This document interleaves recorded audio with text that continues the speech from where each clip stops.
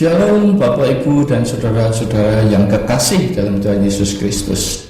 Kembali kita bertemu untuk merenungkan firman Tuhan.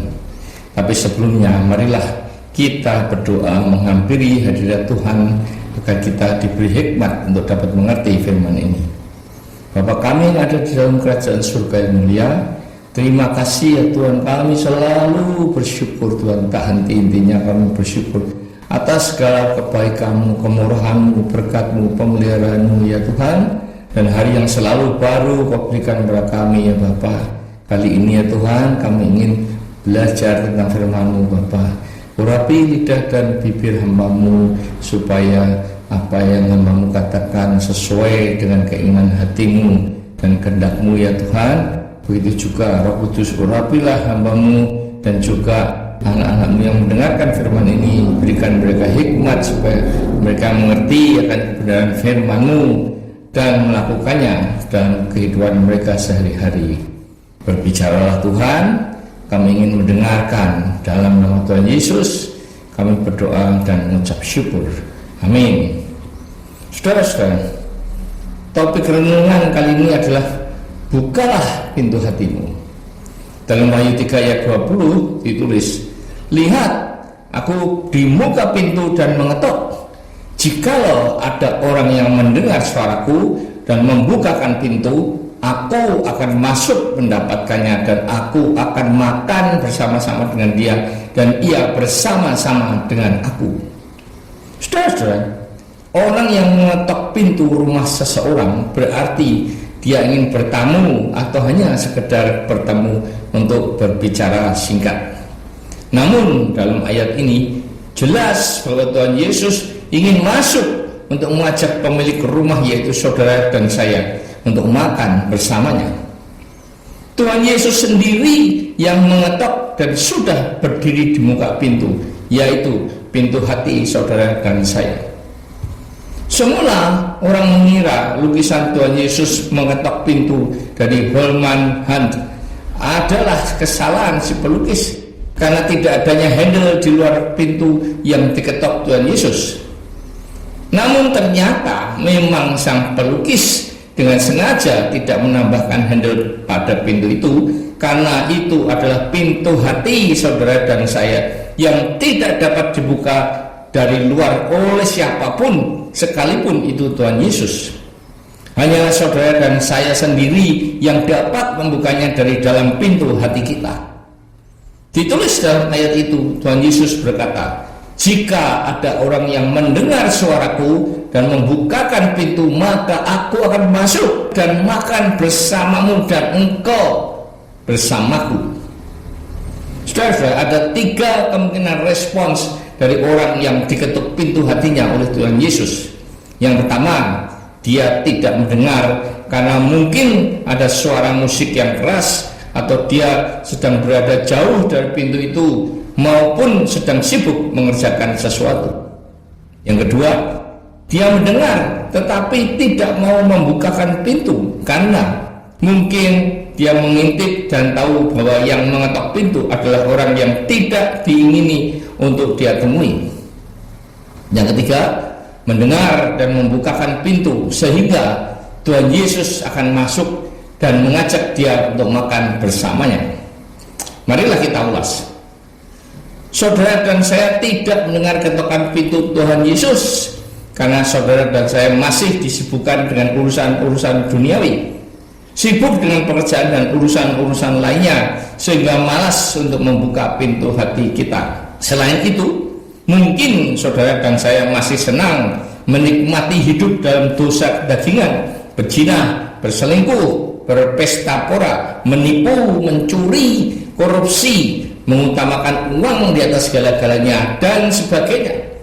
Karena saudara dan saya tahu apa konsekuensinya jika mempersilahkan Tuhan Yesus masuk ke dalam hati kita. Pasti dia akan menginginkan agar kita bertobat. Bertobat itu tidak enak karena hidup akan terikat oleh firman yang harus dipatuhi dan dilaksanakan.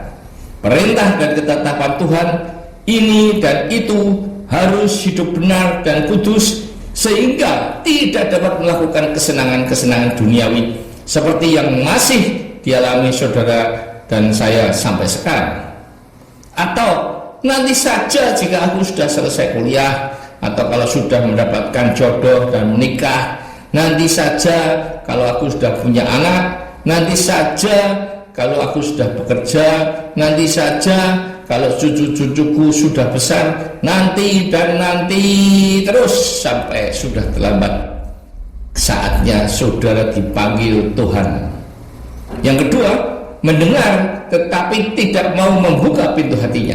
Seperti ilustrasi seorang tentara yang masih dalam masa bulan madu harus meninggalkan istrinya karena tugas bertempur di medan perang. Ternyata dia ditawan musuh dan dipenjara, di mana ketika dipenjara dia sangat merindukan surat-surat dari istrinya, dan foto istrinya tidak pernah lepas dari tangannya.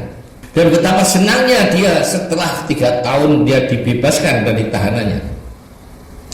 Dia membeli bunga untuk istri tercintanya yang sudah lama dia rindukan, bergegas menuju ke rumahnya, dan dia membayangkan suasana romantis dan perlakuan istrinya yang pasti juga sangat merindukan dia.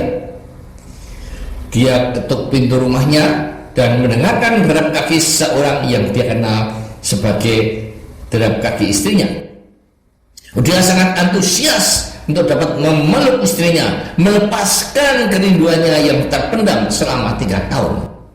Dan benar, istrinya yang membuka pintu. Tetapi ketika dia berteriak, "Susan, aku sangat merindukanmu," dan dia ingin memeluknya, ternyata istrinya malah membanting pintu, menutup dan tidak mau menemuinya.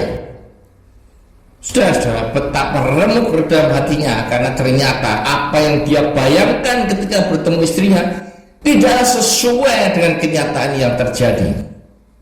Mengapakah istrinya tidak mau menemuinya? Karena selama tentara itu ditahan, istrinya yang tidak setia ternyata sudah mempunyai laki-laki lain yang saat kedatangan tentara itu sedang berada di dalam rumahnya.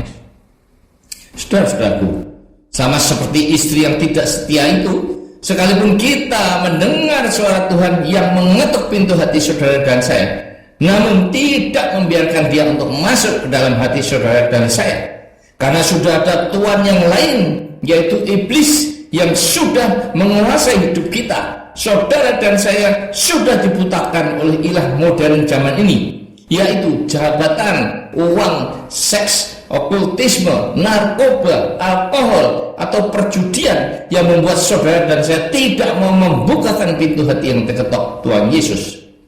Karena ilah modern yang sudah membutakan mata hati saudara dan saya, yang membutakan juga tentang keselamatan. Saudara-saudara, sama seperti tentara yang merindukan istrinya tadi, Tuhan Yesus juga sangat merindukan saudara selama bertahun-tahun untuk membuka pintu hati saudara dan membiarkan dia masuk, menerima dia sebagai tamu istimewa, sebagai juru selamat saudara. Tetapi sekalipun saudara mendengarkan suaranya, saudara tetap mengeraskan hati, tidak mau membuka pintu hati dan membiarkan dia masuk, karena saudara sudah terikat mengabdi pada ilah-ilah modern zaman ini. 3. Orang yang mendengarkan suara Tuhan Yesus membuka pintu hatinya dan membiarkan dia masuk. Apa yang Tuhan Yesus katakan jika membiarkan dia masuk? Dia mengajak kita untuk makan, bukan makan capcay goreng atau subisit atau steak yang mahal, melainkan makan bersamanya di pesta perjamuan kawin anak domba di sorga, di mana Yesus adalah mempelai pria dan saudara dan saya adalah mempelai wanitanya. Ia selalu bersama kita dan kita bersama dia di surga mulia. Saudara-saudara, setelah mendengarkan firman ini, apakah respon saudara? 1. Saudara tidak mendengarkan suara ketokan Tuhan Yesus di pintu hati saudara karena saudara masih disibukkan dengan kesenangan-kesenangan dan kenikmatan duniawi, sehingga tidak tertarik untuk menerima Tuhan Yesus sebagai juru selamat. Yang kedua, saudara mendengarkan suara Tuhan Yesus tetapi tidak mau membukakan pintu hati saudara karena sudah ada ilah lain dalam hati saudara. ilah modern yang telah membutakan mata hati saudara sehingga tidak dapat melihat sinar cahaya keselamatan lewat Tuhan Yesus. Yang ketiga, saudara mendengarkan suaranya dan membukakan pintu hati saudara agar dia masuk, di mana Tuhan Yesus mengajak kita makan bersama-sama mempelai wanita lainnya dalam pesta kawin anak domba di surga, di mana Yesus adalah mempelai pria kita di surga. Saudara-saudara, kedatangan Tuhan Yesus sudah dekat karena sudah banyak nubuatan-nubuatan tentang kedatangannya yang sudah digenapi. Apakah saudara masih bersikeras untuk tidak membuka pintu hati saudara dan menerimanya sebagai juru selamat saudara? Terimalah dia sebelum saudara terlambat. Ketika dipanggil menghadap Tuhan, saudara akan berada di luar pintu pesta dan tentukan pintu saudara tidak akan didengar, apalagi dibukakan pintunya. Bukalah sekarang juga pintu hati saudara, mumpung Tuhan Yesus masih berada di luar pintu hati saudara.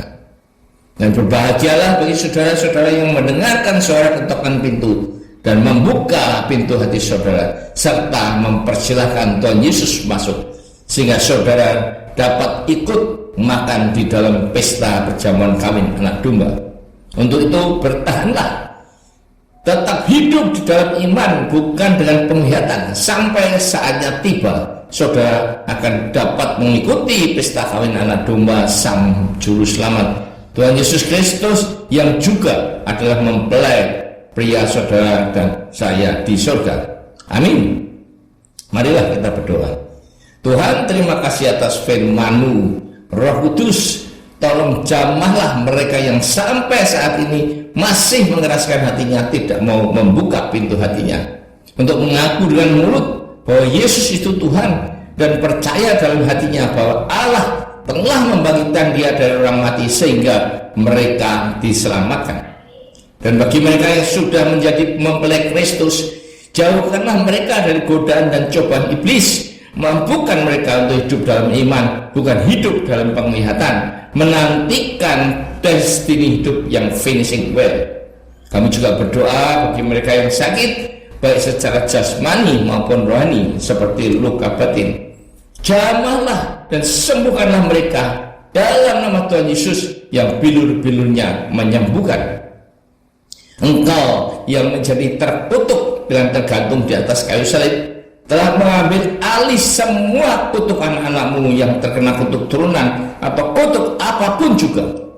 Tak lupa kami berdoa bagi mereka yang sedang mempunyai masalah keluarga, pekerjaan, atau masalah apapun juga. Pulihkanlah mereka ya Tuhan, beri mereka kekuatan sampai Engkau memberikan jalan keluar, karena Engkau adalah Allah yang adil dan setia.